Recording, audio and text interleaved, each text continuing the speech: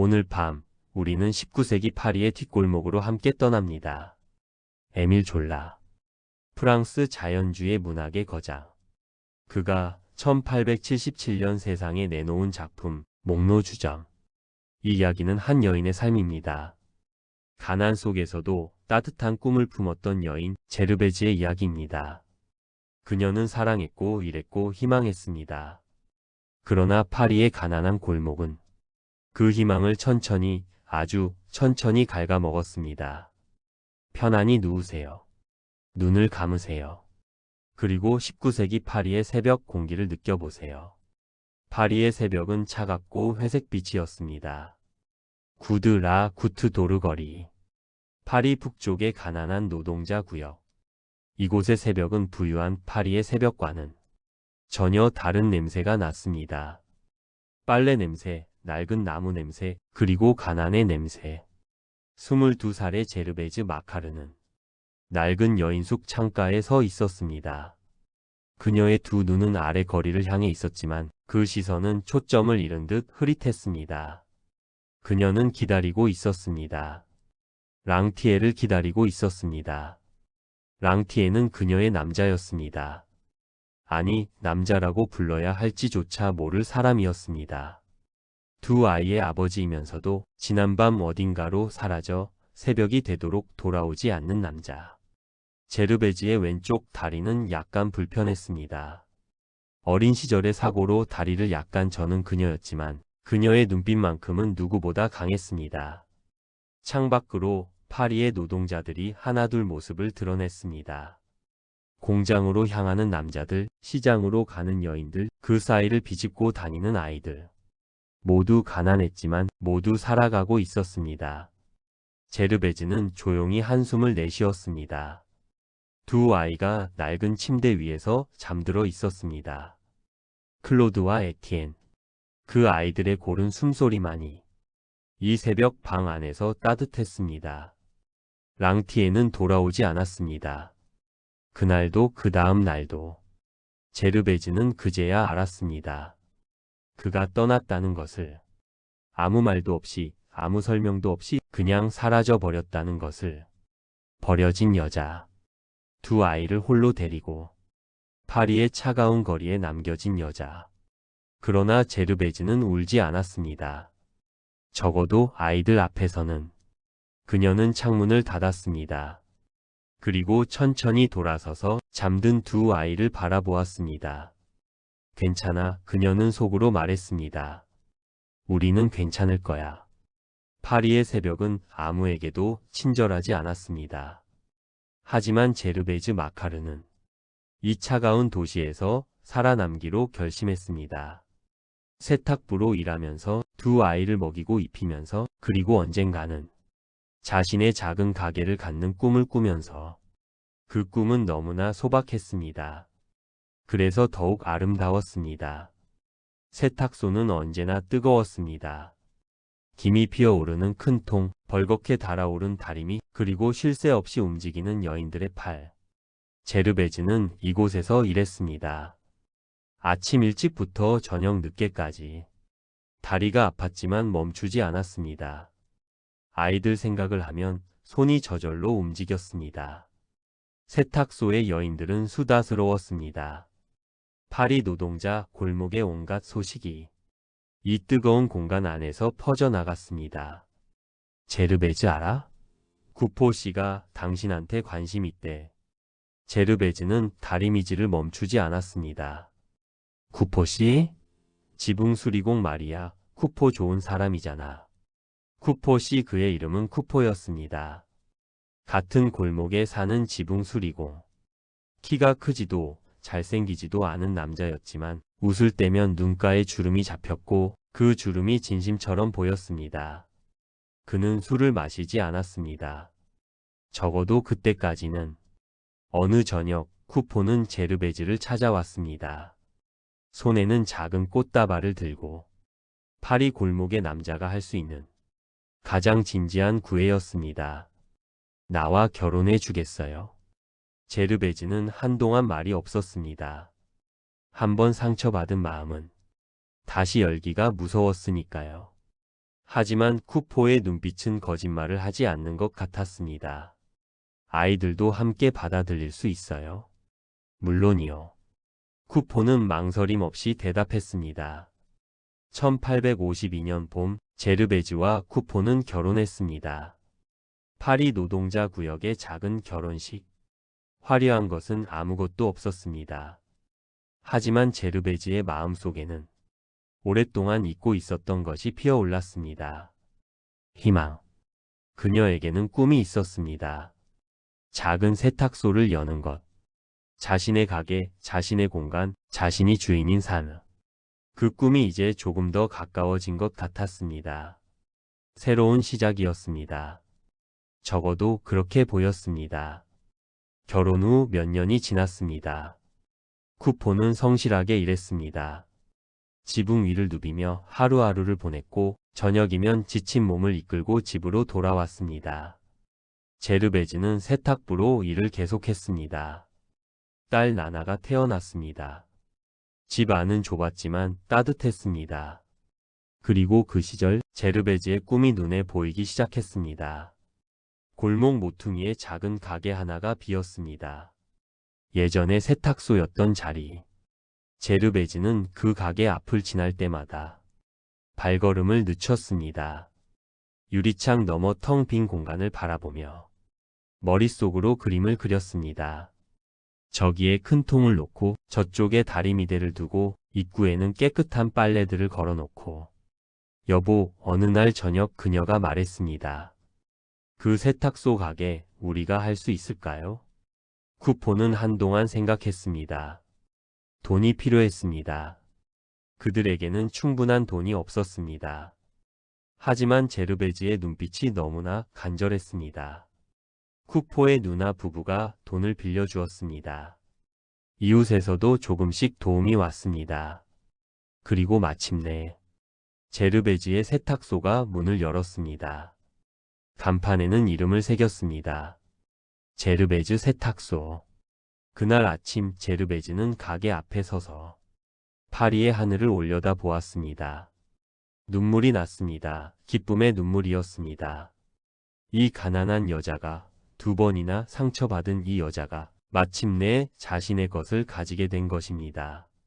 세탁소는 잘 되었습니다. 제르베즈의 손은 정직했고 그녀의 일은 꼼꼼했습니다. 손님들은 하나둘 늘어났고 이웃들 사이에서 제르베즈의 이름은 믿음직한 이름이 되었습니다. 행복이란 이런 것이구나, 그녀는 생각했습니다. 크지 않아도 괜찮았습니다. 화려하지 않아도 괜찮았습니다. 이 작은 공간, 이 뜨거운 김, 이 고단한 손이 그녀의 행복이었습니다. 배경음 도시 소음, 점점 불안한 분위기. 행복은 언제나 예고 없이 흔들립니다. 어느 가을날 쿠포가 지붕에서 떨어졌습니다. 높지 않은 곳이었습니다. 그래서 목숨은 건졌습니다. 하지만 다리를 다쳤습니다. 심하게 다쳤습니다. 몇 달을 누워 있어야 했습니다. 제르베즈는 세탁소를 혼자 운영하면서 남편을 간호했습니다. 지치는 날도 있었지만 불평하지 않았습니다. 낫기만 하면 돼, 다시 일어서기만 하면 돼. 그런데 쿠포가 회복되면서 무언가가 달라지기 시작했습니다. 병상에서의 지루한 시간이 그를 바꿔놓았습니다. 처음에는 이웃들이 가져다주는 술 한 잔이었습니다. 심심풀이였습니다. 아픈 사람에게 위로가 되는 것이었습니다. 그런데 한 잔이 2잔이 되었습니다. 2잔이 석 잔이 되었습니다.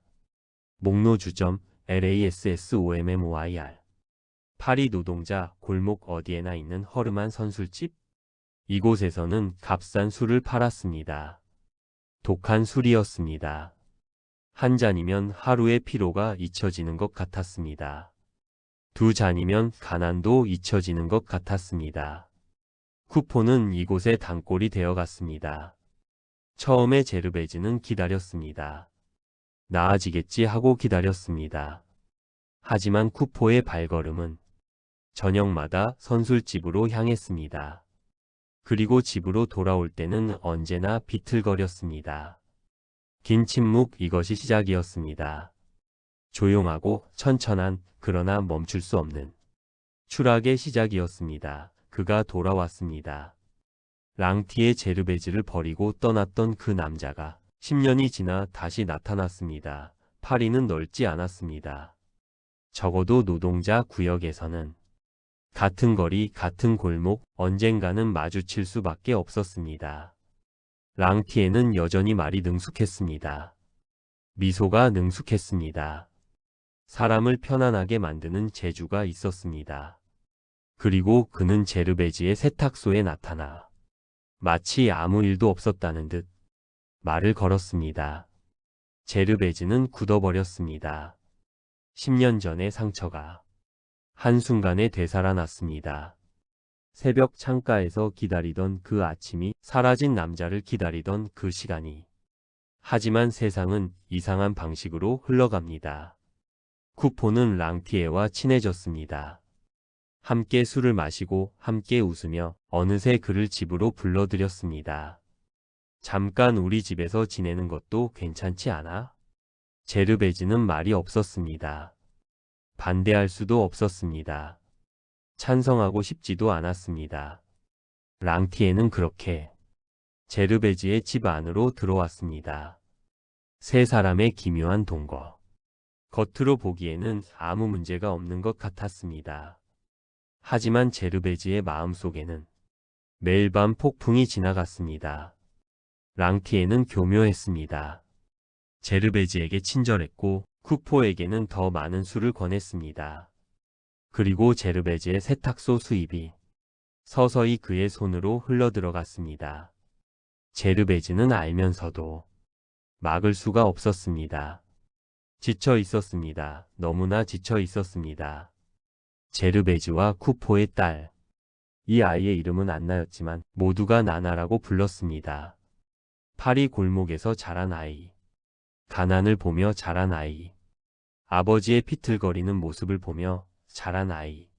나나는 예뻤습니다. 파리 골목의 꽃처럼 예뻤습니다. 그리고 그 아름다움이 이 아이의 운명을 결정해버렸습니다.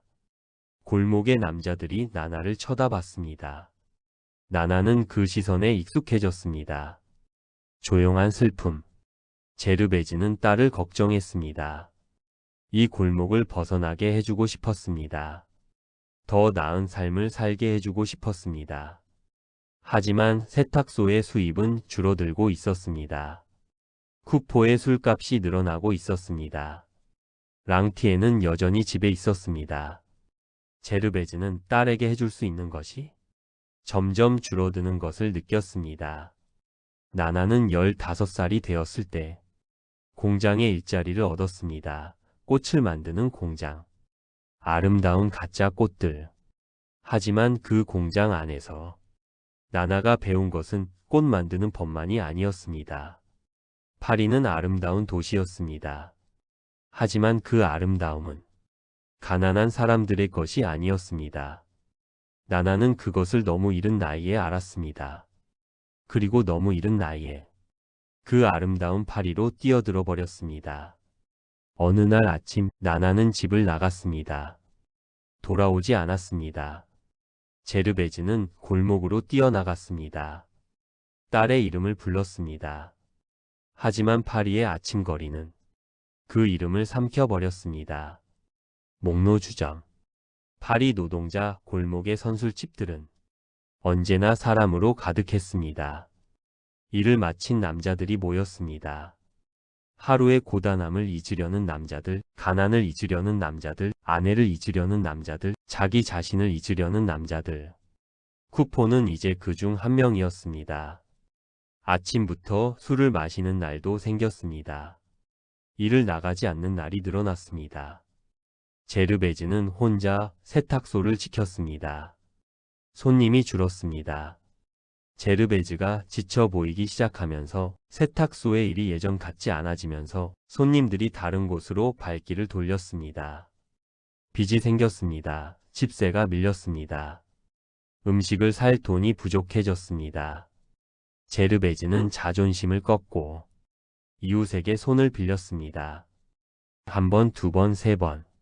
그리고 어느 순간 더 이상 손을 빌릴 곳이 없어졌습니다. 조용한 침묵. 가장 무서운 것은 가난이 아니었습니다. 가난 속에서도 사람은 존엄을 지킬 수 있습니다. 가장 무서운 것은 그 존엄이 무너져 내리는 것이었습니다. 제르베즈는 거울 앞에 섰습니다.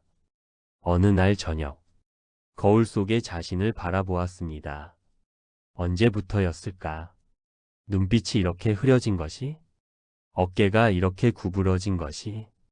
그녀도 모르는 사이에 조금씩 조금씩 무너져 내리고 있었습니다. 겨울이었습니다. 파리의 겨울은 가난한 사람들에게 특히 잔인했습니다. 제르베즈는 아침에 일어났습니다. 집안이 차가웠습니다. 난방을 할 돈이 없었습니다. 부엌에는 먹을 것이 없었습니다. 어제 먹고 남은 빵 한 조각 그것뿐이었습니다. 예전에 제르베즈라면 이런 상황에서 일어나 싸웠을 것입니다. 무언가를 했을 것입니다. 하지만 지금의 제르베즈는 한동안 침대 위에 그냥 앉아 있었습니다. 몸이 무거웠습니다. 마음이 더 무거웠습니다. 세탁소는 이미 문을 닫았습니다. 빚을 갚지 못해 가게를 내주어야 했습니다. 그날 간판을 내리던 날 제르베즈는 울지 않았습니다. 눈물도 말라버린 것 같았습니다. 그녀는 이제 남의 세탁소에서 일용직으로 일했습니다. 예전에 자신이 주인이었던 곳에서 일하는 그 자리에서 이제는 누군가의 지시를 받으며 하루하루를 버텼습니다. 자존심이 아팠습니다. 하지만 배고픔이 더 아팠습니다. 파리의 거리를 걷는 제르베즈는 이제 예전의 그녀가 아니었습니다. 어깨는 구부러졌고 발걸음은 무거웠고 눈빛은 땅을 향해 있었습니다. 그러나 가끔씩, 아주 가끔씩 제르베즈는 고개를 들어 파리의 하늘을 바라보았습니다. 회색 하늘이었습니다. 겨울의 차가운 하늘이었습니다.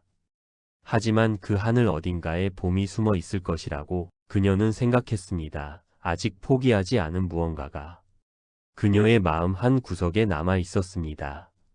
쿠포가 쓰러졌습니다. 선술집 앞에서 한겨울밤에 길바닥에 쓰러진 채로 발견되었습니다. 병원으로 실려갔습니다. 알코올 중독 심각한 상태였습니다. 병원에서 쿠포는 이상한 행동을 했습니다. 환각을 보았습니다. 없는 것들을 보고 소리를 질렀습니다. 침대에서 뛰어내리려 했습니다. 사람들을 알아보지 못했습니다. 제르베즈가 면회를 갔습니다. 남편이 자신을 알아볼 것이라 생각했습니다. 하지만 쿠포는 그녀를 바라보며 낯선 사람을 보는 눈으로 두려워했습니다. 술이 한 사람을 이렇게 만들 수 있었습니다. 한 잔, 두 잔, 한 해, 두 해 그렇게 쌓이고 쌓여서 결국 사람 자체를 부숴버렸습니다. 제르베즈는 병원 복도에 앉았습니다. 빈 복도, 차가운 복도 그녀는 생각했습니다. 처음 만났을 때의 쿠포를, 꽃다발을 들고 찾아왔던 그 남자를, 아이들도 함께 받아들이겠다고 했던 그 목소리를, 그것이 진심이었다는 것을 그녀는 알았습니다.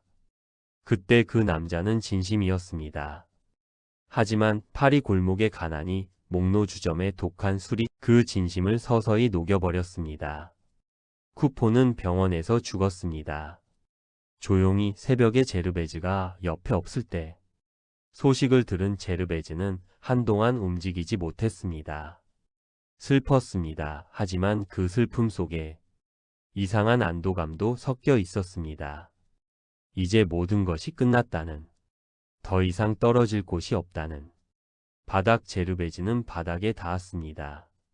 집을 잃었습니다. 일자리도 잃었습니다. 랑티에마저 떠나갔습니다. 처음부터 그럴 남자였습니다. 파리의 겨울거리. 제르베즈는 이 거리에 섰습니다. 갈 곳이 없었습니다. 먹을 것이 없었습니다. 따뜻한 곳이 없었습니다. 한때 자신의 세탁소 앞을 지났습니다. 다른 사람의 이름이 새겨진 간판이 걸려 있었습니다. 안에서는 뜨거운 김이 새어나왔습니다. 여인들의 웃음소리가 들렸습니다. 제르베즈는 발걸음을 멈추었습니다.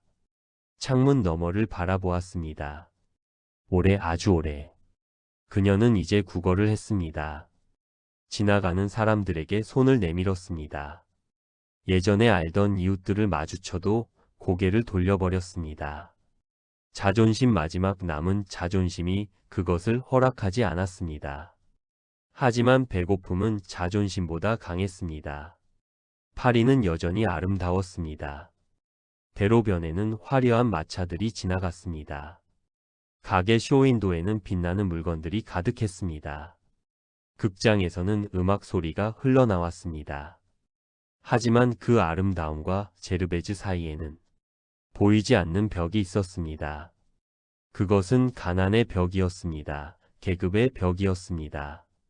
졸라는 이것을 말하고 싶었습니다. 아름다운 파리의 이면에 이런 삶이 있다는 것을. 성실하게 살아도, 열심히 일해도 이렇게 무너질 수 있다는 것을. 그것이 개인의 잘못만이 아니라는 것을. 제르베즈는 딸을 생각했습니다. 나나 어디에 있을까? 잘 지내고 있을까? 배는 고프지 않을까? 파리의 어딘가에서 나나는 자신만의 삶을 살고 있을 것입니다. 화려한 삶인지 비참한 삶인지 알 수가 없었습니다. 조용히 엄이라는 것은 이상한 것입니다. 자식이 자신을 떠나도, 자식이 아무 소식도 주지 않아도 그 자식을 생각하는 마음은 줄어들지 않습니다. 제르베즈는 추운 밤 자신이 잠을 청할 공간을 찾으면서도 나나를 생각했습니다. 나나는 따뜻할까? 그것만이 그녀의 기도였습니다. 모성 졸라는 이것마저 놓치지 않았습니다. 무너진 어머니의 마음속에도 자식을 향한 사랑은 마지막까지 남는다는 것을. 제르베즈는 나쁜 어머니가 아니었습니다. 그녀는 할 수 있는 모든 것을 했습니다. 하지만 세상은 때로 할 수 있는 모든 것을 해도 충분하지 않은 곳입니다. 그것이 가장 잔인한 진실이었습니다. 눈이 내렸습니다. 파리에 눈이 내렸습니다. 부유한 사람들의 집에서는 창문 너머로 눈 내리는 거리를 바라보며 따뜻한 차를 마셨습니다. 하지만 거리의 제르베즈에게 눈은 아름답지 않았습니다. 차가웠습니다. 발이 얼었습니다. 손이 얼었습니다. 제르베즈는 이 겨울을 넘길 수 있을까 생각했습니다. 넘겨야 했습니다. 이유는 없었습니다. 그냥 살아야 하는 것이니까. 인간은 이상한 존재입니다. 아무리 힘들어도, 아무리 지쳐도 살고자 하는 본능은 마지막까지 남습니다. 제르베즈는 손을 비볐습니다. 따뜻함을 만들려고. 어느 낡은 건물의 처마 아래 자리를 잡고 앉았습니다. 바람이 덜 드는 자리였습니다. 침묵. 파리는 자고 있었습니다. 화려한 파리, 위대한 파리, 예술의 도시 파리가 밤 안에서 조용히 숨을 쉬고 있었습니다. 그 도시 안 어딘가 낡은 처마 아래 한 여자가 추위와 싸우며 밤을 버티고 있었습니다. 누구도 알지 못했습니다. 누구도 알려 하지 않았습니다. 그것이 파리였습니다. 그것이 세상이었습니다. 에밀 졸라는 말했습니다. 목로 주점을 쓰면서 그는 파리 노동자 구역을 직접 걸었습니다. 그 골목의 냄새를 맡았습니다. 그 선술집의 공기를 마셨습니다. 그 사람들의 눈빛을 보았습니다. 그리고 썼습니다. 가난이 어떻게 사람을 무너뜨리는지를, 술이 어떻게 희망을 삼켜버리는지를, 시스템이 어떻게 선량한 사람을 짓누르는지를. 조용히. 제르베즈 마카르. 그녀는 처음부터 나쁜 사람이 아니었습니다. 게으른 사람이 아니었습니다. 어리석은 사람이 아니었습니다. 그녀는 꿈꾸는 사람이었습니다. 작은 꿈을, 정직한 꿈을, 아름다운 꿈을. 하지만 파리 노동자 골목의 현실은 그 꿈을 허락하지 않았습니다. 졸라가 이 이야기를 통해 말하고자 한 것은 절망이 아니었습니다. 그것은 고발이었습니다. 이런 삶이 존재한다는 고발. 이런 구조가 사람을 이렇게 만든다는 고발. 그리고 그 고발은 지금으로부터 150년이 지난 오늘도 여전히 울림을 가집니다. 제르베지의 이야기는 끝났습니다. 하지만 파리는 계속되었습니다. 그 골목은 계속되었습니다. 그리고 그 골목 어딘가에서는 또 다른 제르베즈가 오늘도 꿈을 꾸고 있을 것입니다. 작은 꿈을, 정직한 꿈을, 아름다운 꿈을. 에밀 졸라의 목로 주점이었습니다. 1877년에 쓰인 이야기가 오늘 밤 여러분의 꿈속에서 조용히 머물기를 바랍니다. 제르베즈처럼 꿈꾸었던 모든 이들을 위해, 그리고 지금 이 순간에도 작은 꿈을 품고 살아가는 여러분을 위해 편안한 밤 되세요. 같이 해주셔서 감사합니다. 좋아요, 구독 부탁합니다. 달빛 아래 문자이었습니다. 30초 무음 또는 자연의 소리.